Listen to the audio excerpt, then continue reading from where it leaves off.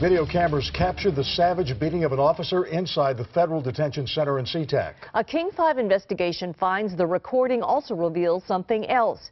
Serious problems inside the nation's federal prisons. Chris Ingalls reports how one of those problems has a quick fix that prison officials just aren't using. Early morning at the federal detention center in SeaTac. He's working by himself right now. A single corrections officer is unlocking cells so inmates can start their day.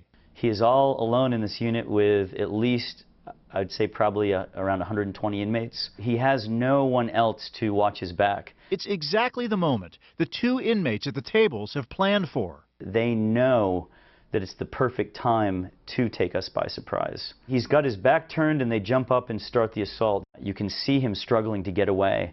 I can't imagine what must have been going through his mind. Inmate Sabir Shabazz, a pimp facing federal child prostitution charges, is armed with this pipe torn from the sink in his cell. This attempted murder in progress is stopped by some unlikely heroes, other inmates. Those two inmates that stopped the assault saved that officer's life. He must have seen that as a miracle. Michael Meserve is himself a federal corrections worker. They've armed themselves and they're waiting. Who says this video reveals the increasingly hazardous conditions that Bureau of Prisons employees face. Not just the attack. Get up here, we need help now! But its aftermath. Prison video shows Shabazz and another inmate, armed with this homemade knife, square off when other officers finally do arrive. On the right-hand side now we have an officer coming up with pepper spray.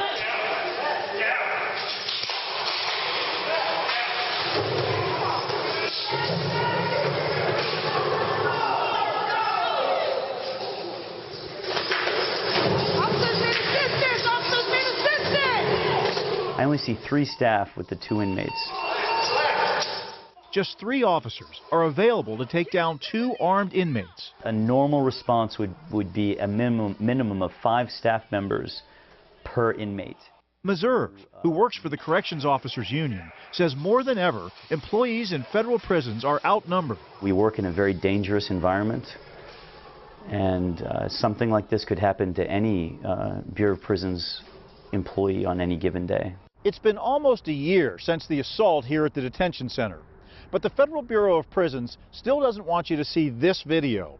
The United States Attorney's Office refused to release it, citing privacy and security concerns. The King 5 investigators got it only after we took them to court. It isn't just the union that says conditions in federal prisons are deteriorating. A pair of recent reports to Congress found federal prisons are up to 55% over capacity, with nearly 250,000 inmates. Single beds have been replaced by triple bunks. At the same time, there is a BOP-wide staffing shortage in excess of 3,200. Those are thousands of jobs that aren't being filled for budget reasons. The danger isn't always contained behind prison walls. 2 months ago in Chicago, 2 bank robbers broke out of the federal detention center downtown, putting average citizens at risk. It's kind of scary, you know, it's a lot of things going on and from downtown to here. Braided sheets together into a rope and rappelled 17 flights down to the ground. Chicago Corrections Officer Gary Mills says the inmates went undetected as they broke a window and chiseled through concrete. You had inoperable cameras, what we feel is an insufficient amount of staff working. Just creates a perfect storm for something like that to happen.